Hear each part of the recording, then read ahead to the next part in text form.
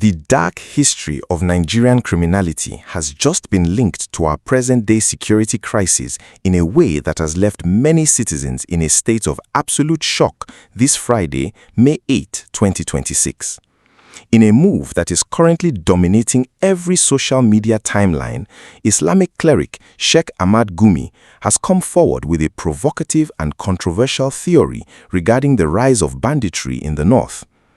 According to a detailed post shared by the cleric, the high-profile kidnappings and highway terrors we see today are actually the direct result of a criminal blueprint established years ago by the notorious billionaire kidnapper Chukwudumeme Onwuamadike, popularly known as Evans.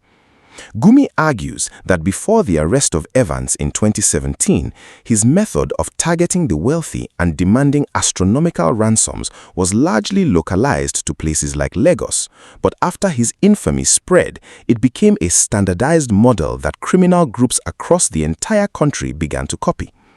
The cleric's assertion is that these bandits are essentially students of a school of crime that they did not start, suggesting that the infamy of past criminals provided a template for the suffering we're experiencing in the present day. While the nation debates the cleric's words, the reality on the ground in the north-central region has taken an even more dangerous turn with the discovery of where these criminal groups are getting their firepower. In a massive breakthrough for national security, troops of Operation Enduring Peace have just uncovered a sophisticated network of illegal arms manufacturing sites in Vom, located within the Jos South local government area of Plateau State. This wasn't just a small-scale operation. The military discovered a full-fledged factory dedicated to fabricating lethal weapons, including AK-47 rifles and various skeleton parts used to build high-powered firearms. This discovery serves as a chilling backdrop to Sheikh Gumi's comments, as it proves that the Evans model of kidnapping has now evolved into a self-sustaining industry where criminals are no longer just buying weapons but are manufacturing them in hidden factories right in our backyards.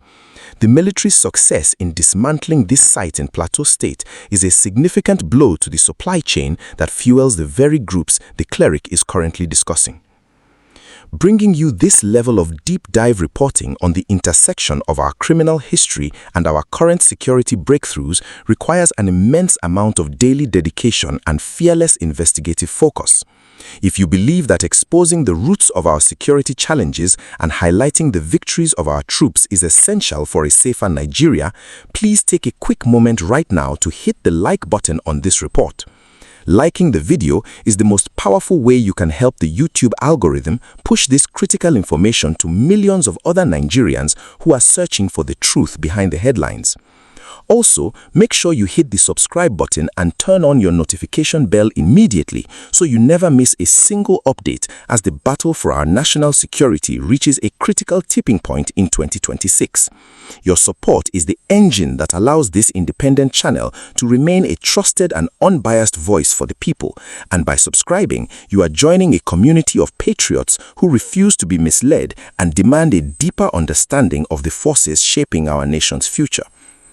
The debate sparked by Sheikh Gumi goes beyond just a history lesson. It raises serious questions about the influence of high-profile criminals on our society and whether our justice system's past failures created a monster that is now too large to control. By linking the bandits to Evans, the cleric is suggesting that the failure to completely eradicate the culture of kidnapping years ago allowed it to transform into the regional epidemic we see today. Meanwhile, the recovery of fabricated rifles and industrial equipment in Vom proves that the infrastructure of crime is becoming more advanced, making the work of security operatives like those in Operation Enduring Peace even more dangerous. As the military continues to parade suspects and seize industrial machines used for arms production, the narrative of the innocent or ignorant bandit becomes much harder to sustain, especially when the evidence shows a highly organized and technologically capable criminal network that is fully aware of its actions.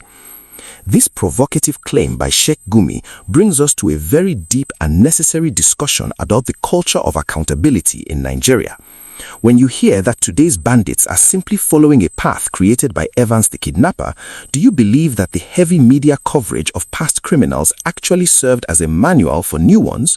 Furthermore, do you think that the discovery of illegal arms factories in Plateau State is the missing link that explains why insecurity has persisted for so long despite military efforts? I am truly eager to read your personal, honest and detailed perspectives on this situation. Please go straight down to the comment section right now and tell us if you think the cleric's analysis holds weight or if it is just a distraction from the real issues. Your voice is a critical part of this national conversation, and we value your input as we work together to find a lasting solution to the security challenges facing our dear country.